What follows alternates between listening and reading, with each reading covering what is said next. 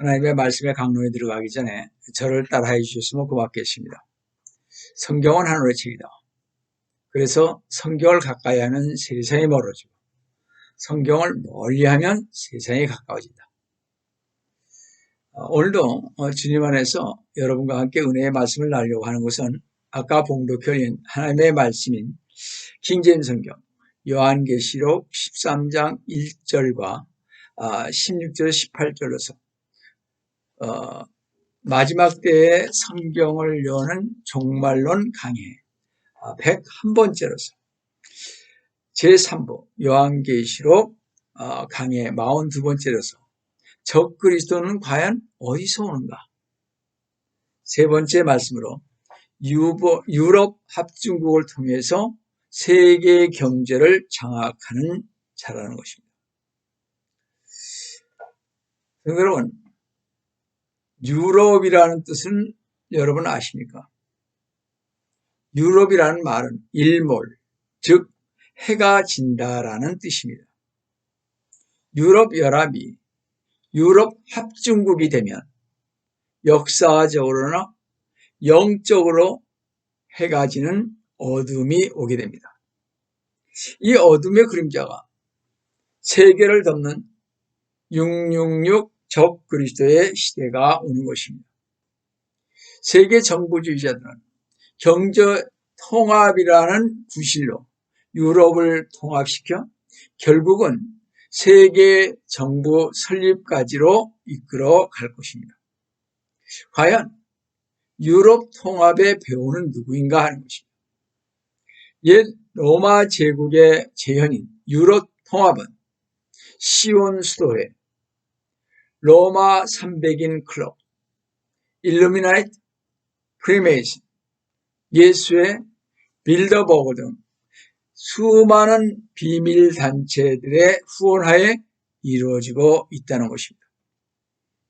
앞으로 세계 경제는 하나로 통일되어 화폐가 없어지고 전자화폐인 666이 모든 사람들에게 부여될 것입니다. 그 일환으로 유럽 화폐가 통일될 것이고 그 이후로 유로가 나오게 된 것은 여러분은 잘 알 것입니다. 이것은 전 세계 화폐를 유로화하면 전자화폐인 666표로 대체하기 위해서인 것입니다. 따라서 성도 여러분, 우리가 살고 있는 오늘의 세계는 새로운 세계의 질서로 나아가기 위한 폭풍전야와 같은 때인 것입니다. 전 인류 역사를 보면 인간은요, 하나의 꿈을 가지고 있었는데 그것은 바로 새로운 세계의 질서를 위한 단일 세계 정부를 세우는 것입니다. 우리가 잘 알다시피 BC 15세기에는 이집트가 주도회를 했습니다. BC 10세기에는 아수르가 주도했으며 BC 7세기에는 바벨론이, BC 300년쯤에는 알렉산더 대왕이 매우 짧은 시간 안에 소아시아, 북부 아프리카, 동유럽과 인도 북부까지 다스렸습니다. 또 주 예수 그리스도님께서 계실 동안은 철의 왕국 로마가 다스렸습니다. 그 뒤 징기스칸이 어떻게 해요? 가장 큰 영토를 확보했고 그리고 나폴레옹이 세계 지배를 꿈꿨으며 그의 꿈은 위터로 전쟁에서 끝이 났습니다. 20세기에 들어와서는 독일의 히틀러가 전 세계를 자기의 발 아래에 두고자 시도를 했지만 이 세상에 어느 누구도 성공하지 못했습니다. 이 정복자들은 부분적으로 성공하였고 유럽과 북부, 아프리카 그리고 소아시아만을 정복했습니다. 말 그대로 전 지구를 정복했던 사람은 아직 그 유래가 한 사람도 없었습니다. 인간은 지금까지 전쟁이 없고 빈부의 격차가 없는 세계 정부를 기다리는 끝에 드디어 실현 가능한 시대가 왔습니다. 과학의 발달로 말미암아 세계는 전과 같지 않게 되었고 미사일이 전 지구의 어느 곳이나 갈 수 있습니다. 텔레비전과 라디오, 컴퓨터, 인터넷, 셀폰으로 지구상에 일어나는 각종 소식을 즉각 전해줍니다. 어느 한 나라의 문제는 곧 전 지구의 문제가 됩니다. 이제 지구는 한 마을과 같은 지구촌이 된 것입니다. 제1차 세계대전 동안에 전쟁을 방지하기 위한 모임을 만들려고 했지만 그러나 그것은 성공하지 못했습니다. 또 제2차 세계대전이 일어나면서 세계 정부의 구상이 다시 제위되었고 그때 무시무시한 신무기들이 개발되었습니다. 일본의 원자폭탄이 투하되고 난 후 전 세계는 더 이상 어느 국가도 안전할 수 없다는 문제가 제기되고 원자탄의 위력은 모든 나라를 위협을 했습니다. 오늘날 지구를 박살내는 것은 시간 문제인 것입니다. 지금 지구상에 있는 원자폭탄과 여러 가지 미사일 이런 여러 가지 폭탄들로 이 지구를 7번 박살낼 수가 있다고 합니다. 세계 각국의 지도자들은 정말로 세계 정부가 필요한 시기가 왔다고 지금 생각을 하고 있습니다. 그래서 1946년 유엔이 구성되었습니다. 설립 목표는 원자폭탄의 위협으로부터 지구를 보호한다는 것이었습니다. 처음 설립할 때는.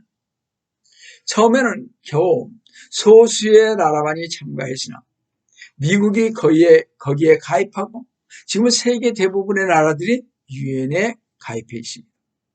사실 2차 세계대전 이후 미국의 힘은 최강이었으나 미국의 힘만으로는 전쟁을 방지하기가 어렵게 되었다는 것을 여러분이나 저는 잘 알고 있습니다. 그리하여 미국보다 더 강력하고 막강한 지도력을 가진 세계 정부가 필요했던 것입니다. 그리고 강력한 막강한 세계 정부가 없이는 현재 지구가 당면하고 있는 문제들을 해결할 수가 없습니다. 세계 정부가 없이는 핵전쟁의 문제, 인구 증가, 기아, 공해로 인한 생태계의 파괴와 재앙과 기근과 역병, 그 다음에 경제 불안 등등 이것을 해결할 수가 없습니다.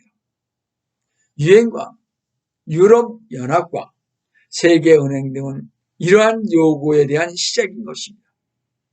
만 세계 지도자들과 지식층의 사람들은 강하고 효과적인 세계 정부가 이 문제를 해결할 수 있다고 믿고 있습니다.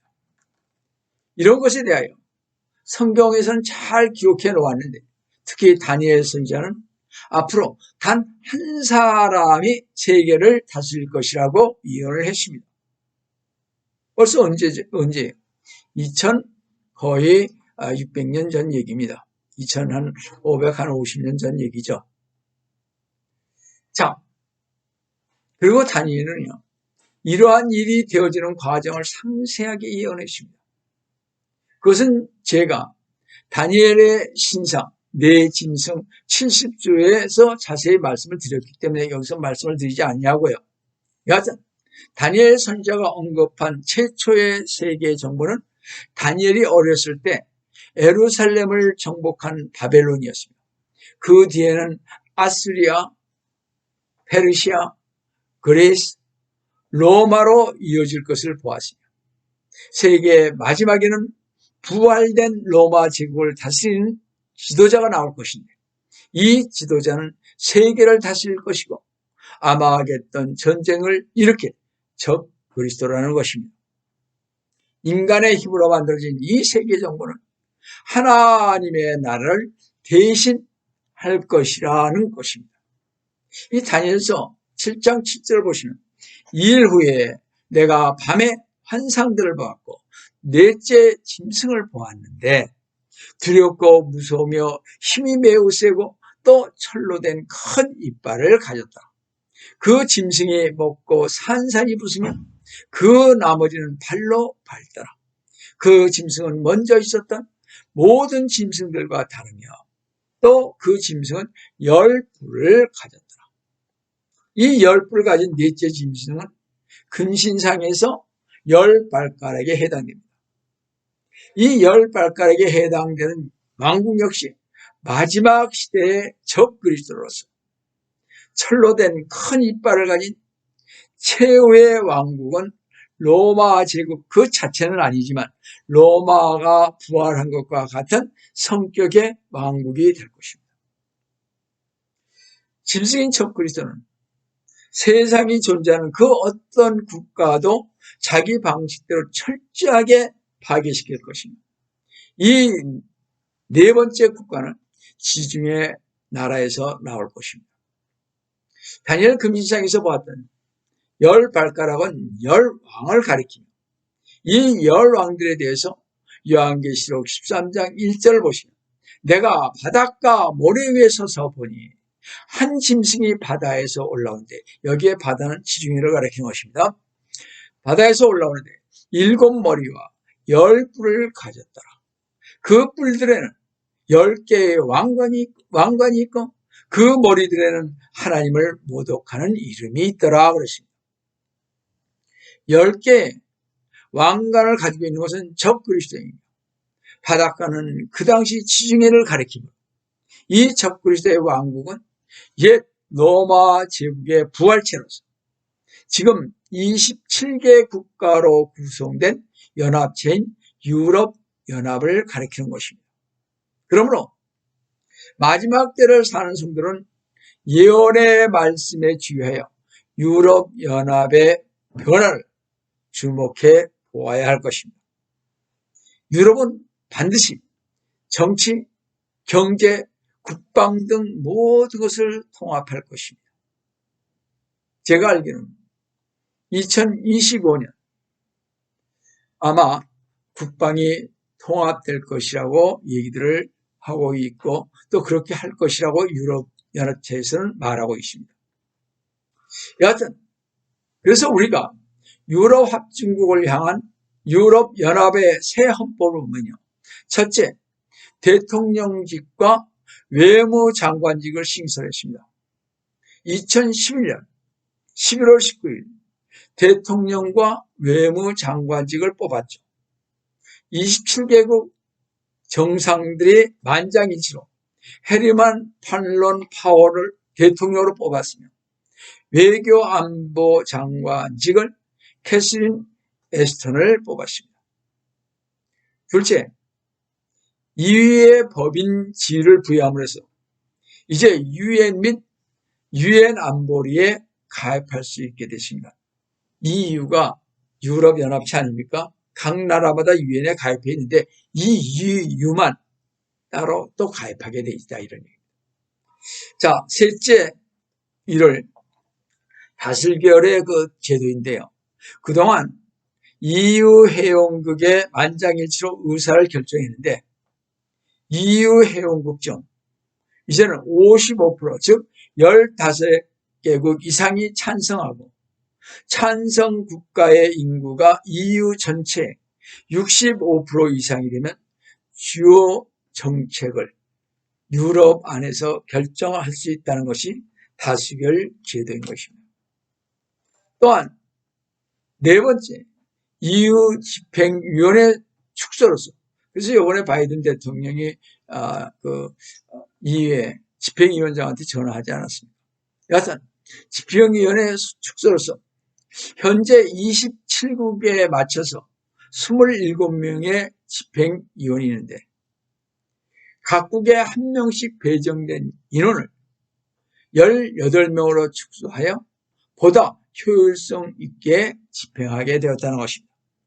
이처럼 유럽연합은 1979년 6월 의회 구성을 위한 첫 선거를 치른 이후로 매 5년마다 직접 선거를 통해 유럽의회 의원들을 선출해 왔습니다. 1989년요. 판사 15명으로 구성된 유럽 법원이 탄생하여 독립이 보장된 사법활동을 수행하고 있습니다. 이처럼 통합된 입법, 행정, 사법의 틀을 갖춘 유럽연합은 이제 단일 통화의 도입을 추진했는데 1999년 1월 1일 드디어 유럽연합의 역사적인 통합화폐인 유로화가 탄생되었습니다. 이 유로화의 탄생은 로마 제국의 부활을 의미하며 또한 아무도 로마가 다시 제국을 형성하는 것을 믿지 못했습니다. 그러나 오늘날 우리는 로마 제국의 등장을 보기에 이르렀습니다. 우리가 알다시피 서로마 제국이 470년에 멸망을 했죠. 그뒤 비잔틴 제국인 동로마는 1453년 멸망했으며 이 동서로마 제국의 멸망 이후 처음으로 유럽 대륙이 단일 통화로 출발했다는 것입니다. 제2차 세계대전의 폐허 위에서 로마의 영광을 재건하고자 했던 유럽인들의 희망은 한때 꿈에 불과한 듯 보였으나 결국 현실로 다가온 것입니다. 이제 단일 통화의 도입으로 명실상부한 유럽 합중국의 꿈을 다시 다듬은 것입니다. 제2차 세계대전 이후 국제적 주도권을 미국에 빼앗겼던 유럽이 이제 유로화를 앞세워 세계 무대에 재등장해 적 그리스도의 길을 예비해 나갈 것입니다. 여러분이 잘 알다시피 유럽연합의 국가와 유로화에 있는 국기와 유로화에 있는 그 12개의 별은 12개 국가를 뜻하는 것이 아니라 마리아의 12별인데 이 12별은 무엇을 상징하는가 하는 것입니다.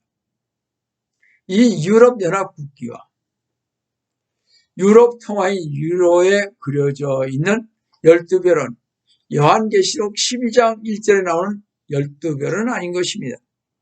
그러나 로마 카톨릭은 성모 마리아의 머리 위에 나타나는 12별의 면류관에서 나온 것이라고 이렇게 주장을 하고 있습니다. 사실 요한계시록 12장 1절에 나오는 여인은 성모 마리아의 면류관에서 이스라엘을 가리키고 있습니다. 그러니까 그때 여인은 이스라엘을 가리킵니다. 로마서 12장 1절은 그걸 잘 아셔야 합니다.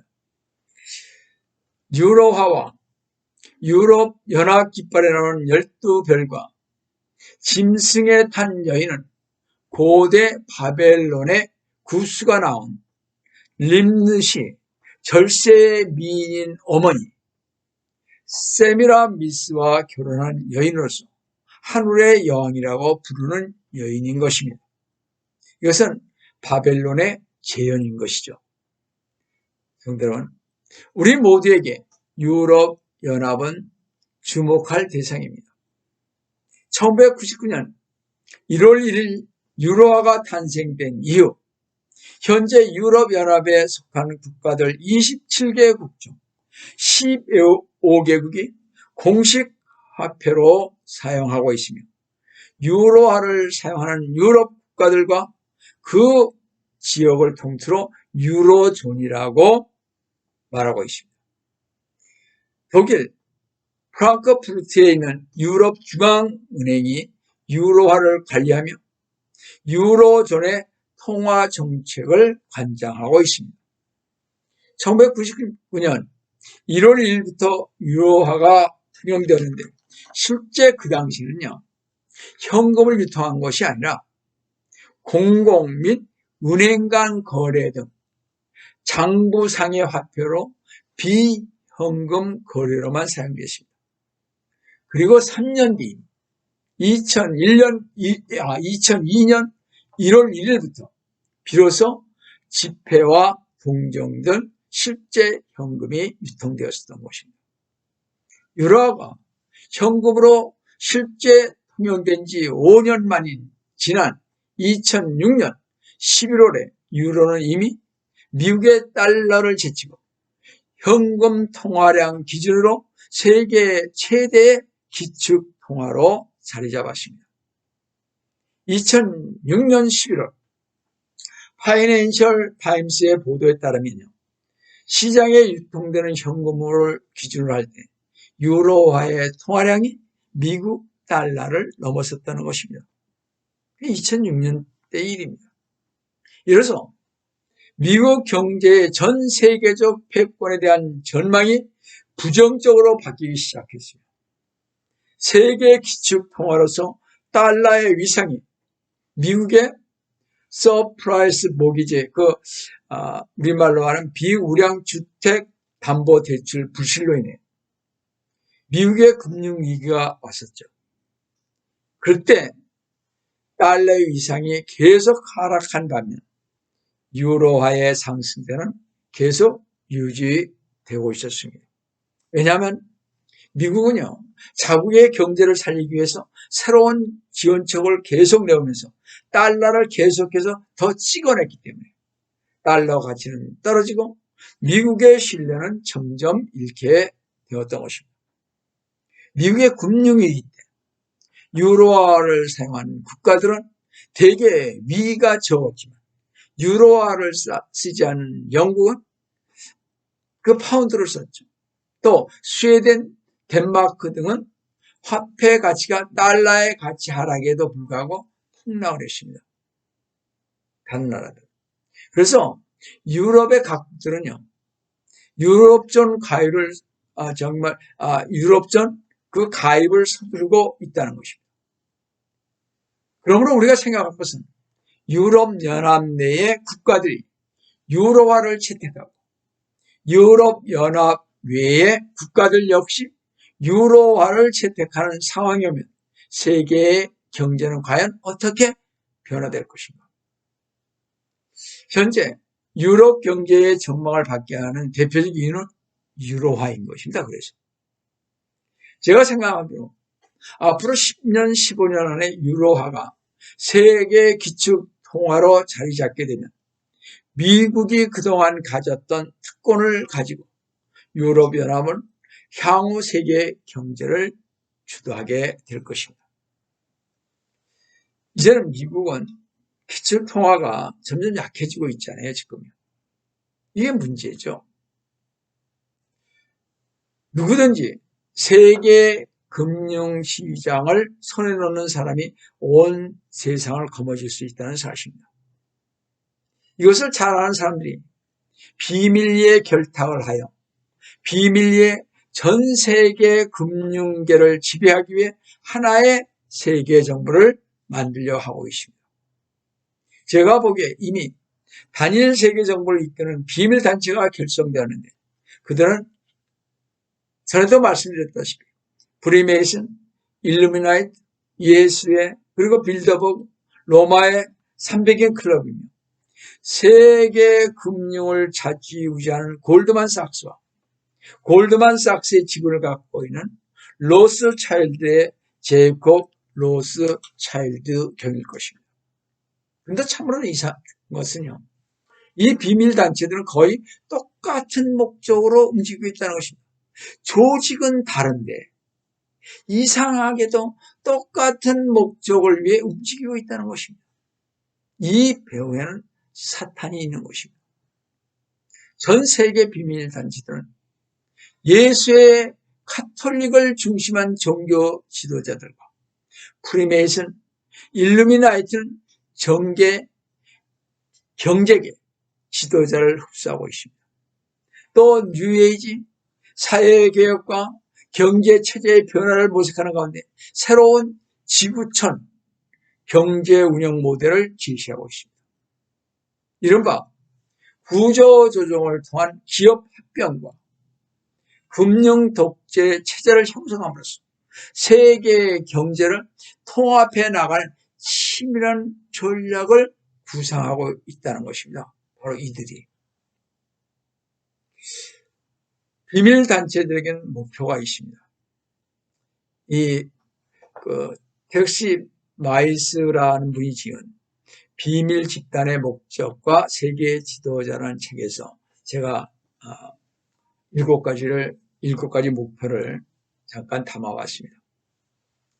이 비밀단체들의 목표가 있는데, 첫째 목표는 비밀단체에 몸담고 있는 엘리트 인사들을 통하여 명령 체계를 세워 새로운 국제 경제 조직의 설비입니다. 둘째 목표는요, 유엔을 움직이는 새로운 정부 조직을 운영하겠다는 것입니다. 그러니까 유엔을 뒤에서 조정하는 그러한 것을 만들겠다는 것입니다. 셋째 목표는요, 경제, 금융, 영적 수단을 이용해 세계 두 기둥인 미국과 러시아를 손아귀에 넣어 정복하는 것입니다. 넷째 목표는 유럽연합이 연합된 하나의 세계 정부로서 지배국가로 떠오르는 것입니다. 이제 유럽연합이 세계 3대 축이 되는 거죠. 또 다섯째 목표는요, 세계의 지도자를 새롭고 연합된 세계 정부의 통치자로 세우는 것입니다. 여섯째 목표는요, 세상에 있는 모든 종교와 예배의식, 신앙 집단, 영적인 믿음을 영적인 면에서 세계의 지도자라고 할 수 있는 교황의 지도 아래 하나로 묶는 세계 종교의 설립인 것입니다. 그래서 유엔 산하에 종교국이 선출되어 있죠, 지금. 여하튼 성도 여러분, 우리는 알지 못했지만 성경은 마지막 날들에 가공할 만한 음모가 비밀리에 진행되고 있음을 예고하고 있음을 봅니다. 이 비밀 음모는 적그리스도가 나타나 엄청난 마귀의 힘을 등에 업고 전 세계 정치 지도자로 부상한다, 세계의 권력을 잡게 될 때 절정에 달할 것입니다. 바로 적그리스도가 세계 정치 지도자로 부상할 때는 다니엘이 예언한 네 번째 초강대국인 신로마 제국 지도자의 등극이 마무리되는 때인 것입니다. 요한계시록 13장 7절을 보시면 그가 성도들과 싸워 이기는 권세를 받았으며, 적그리스도가요, 모든 족속과 언어와 민족을 다스리는 권세를 받았다라고 성경은 이미 예언해 두었던 것입니다. 이 성경의 예언대로 적그리스도는 이 세상의 모든 난국을 극복하고 세계 문제를 수습할 열쇠를 가진 유일한 지도자로 추앙을 받게 될 것입니다. 그리고 세상 사람들은 바로 그만한 세상이 기다렸던 평화와 번영을 가져다 줄 지도자라고 여기면서 이 적그리스도를 맞이하고 환영할 것입니다. 정말 생각할수록 충격적인 사실이지만 이 간악한 이 비밀 집단이요, 온 세상을 통째로 삼킬 시기가 곧 온다고 성경은 예언하고 있는 것입니다. 그 비밀 집단의 우두머리, 유럽연합의 합중국의 우두머리라는 정체가 바로 짐승이라 일컬어지는 자라는 것입니다. 그래서 요한계시록 13장 16절 18절에 잘 나와 있지 않습니까? 그가, 저 그리스도가요, 모든 자, 즉 작은 자나 큰 자, 부자나 가난한 자, 자유자나 종이나 그들의 오른손이나 이마에 표를 받게 하고, 17절에 그 표나 그 짐승의 이름이나 그 이름의 숫자를 지닌 사람을 제하고는 아무도 사거나 팔게 할 수 없게 하더라. 이 세계 통치자가 경제를 절대적으로 지배할 것이고 아무도 그의 허락 없이는 사고 팔 수 없는 시대가 올 것입니다. 오늘날 컴퓨터의 발달로 인해서 인류 역사상 최초로 이러한 일이 일어나게 될 것입니다. 제가 나중에 적그리스도 얘기할 때 말씀을 좀 드리겠습니다. 18절에 지혜가 여기 있으니 지각이 있는 자는 그 짐승의 숫자를 헤아려보라. 그것은 한 짐승의 숫자이니 그의 숫자는 666이더라. 그러므로 성경의 예언에 따라서요, 마지막 때 세계 패권은 정치, 외교, 경제의 지배력을 가진 유럽연합이 유럽합중국으로 될 때인 것입니다. 그러므로 미국은 약세가 그때 되면 될 것이고 성경의 예언을 성취하는 유럽합중국이 강세로 등장할 것입니다. 성도 여러분, 이렇게 되면요, 참으로 중요한 사건이 있게 될 것인데, 이때 미국의 대외 정책 중에서요, 이스라엘에 대한 정책이 바뀌게 될 것입니다. 이것을 또 우리는 주시해 봐야 될 것입니다. 미국은 친이스라엘 정책을 펼쳤죠. 근데요, 미국의 지배력의 약화는요, 더 이상 미국이 유럽과 아시아 및 이슬람 국가들을 포함한 전 세계의 반대를 무릅쓰고 친이스라엘 정책을 고수할 수 없는 상황이 도래할 것이라는 것입니다. 따라서 미국의 그 국제 정치, 외교 노선이 과거 이스라엘을 박해했던 유럽과 같이 전환되는 날이 반드시 일어나게 될 것이라는 것입니다. 그렇게 되면 유럽은 물론 아시아와 미국과 소련을 포함한 모든 민족들이 이스라엘을 대적하여 싸우고 예루살렘을 함락시키는 마지막 때가 오는 것입니다. 그것이 스가랴서 14장 12절에 보시면요, 내가 모든 민족들을 모아 예루살렘을 대적하여 싸우게 하라. 모든 세계 민족들을 모아서 예루살렘과 싸우게 하는 것입니다. 이스라엘과. 성읍은 함락되고 집들은 강탈당하며 여자들의 유혹을 당하고 성읍의 절반이 사로잡혀 갈 것이나 백성의 나머지는 성읍에서 끊어지지 아니하리라. 그러나 성도 여러분, 이것이 끝이 아닙니다. 주님께서 재림하심으로써 그 모든 민족들을 대적하시고 싸우신 후 그들을 멸하실 것입니다. 그 14장 스가랴 3절에 보시면 그때 주께서 나가 그 민족들을 대적하여 싸우리. 전쟁의 날에 싸우셨을 때처럼 하시리라. 이 전쟁은 하나님과의 전쟁인 것이기에 요한계시록 16장 16절에 아마겟돈 전쟁인 것입니다. 이미 스가랴 14장 3절에 나와 있지 않습니까? 약 주님 오시기 한 20, 30년 전.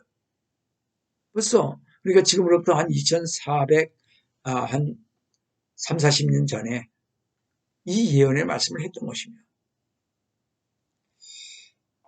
이 전쟁 후에, 아마겟돈 전쟁 후에 이 땅에 주님께서 의와 화평의 천년 왕국을 세우시고 통치하실 것입니다. 세상의 나라들은 자신들의 이익을 위해 다투거나 연합하겠지만 그것은 우리 주 예수 그리스도님의 섭리적 역사 가운데 끝날 것입니다. 세상 모든 나라들이 주님의 재림과 함께 주 예수 그리스도님의 왕국이 될 것입니다. 성도 여러분, 이제 새로운 세계의 독재자, 즉 적그리스도가 출현할 무더가 이미 준비되었다는 것을 여러분과 저는 인식해야 할 것입니다. 그러니 우리는 정신이 차려야 할 때가 왔습니다. 우리는 지금 너무나 중요한 시점에 살고 있습니다. 하나님의 예언의 말씀은 우리가 눈으로 직접 볼 수 있도록 정확히 지금 성취되어 가고 있습니다. 어떤 누구도 하나님의 예언의 말씀을 부인하지 못할 것입니다. 성도 여러분, 사도 바울은 휴거에 관해 말한 직후에 이 약속을 했습니다. 고린도 전서 15장 58절을 보시면요, 그러므로 나의 사랑하는 형제들아 경고하라. 흔들리지 말라. 항상 주의 일을 넘치라. 이는 너희의 수고가 주 안에서 헛되지 아니한 줄을 너희가 알미라.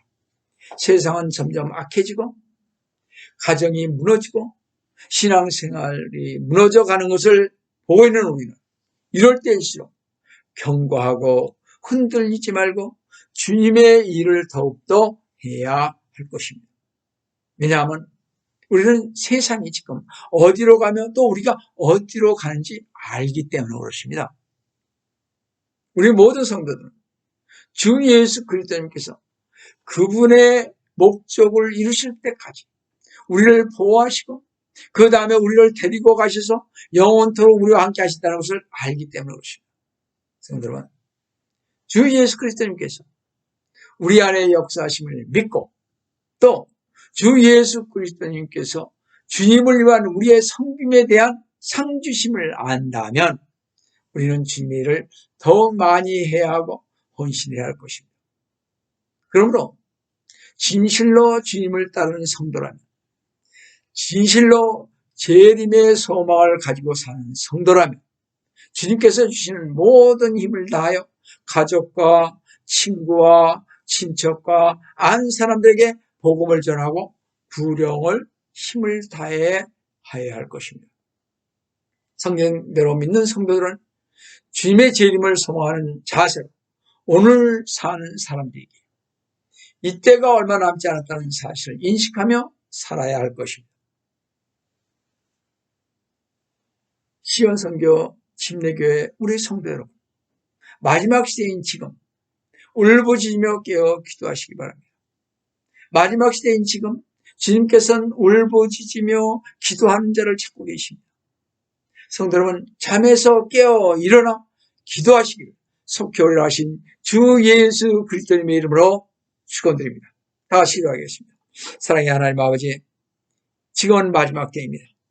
이 마지막 때에 저희들 이제 일어나야 합니다. 영적 잠에서 깨어 일어나야 합니다. 이 때를 알고 정말 주님의 때를 알아서 항상 주님의 재림을 소망하며 가는 저희가 되어야 하겠습니다. 주님, 그러하니 그 안나와 시몬이 주님을 기다리고 그 소림하신 주님을 기다렸더니 만났던 것처럼 저희들도 주님께서 다시 오심하여 약속하신 그 재림의 소망을 갖고 갈 때 주 예수 그리스도님께서 공중 재림하실 때 만날 것을 우리가 들림 받을 것을 알고 주님 앞에 항상 주 예수 그리스도의 이름을 영화롭게 하는 저희 모두가 될 수 있도록 도와주시옵소서. 주님께서 저희와 함께 해주심을 감사하고 주의 이름 받들어 간절히 기도드리옵나이다.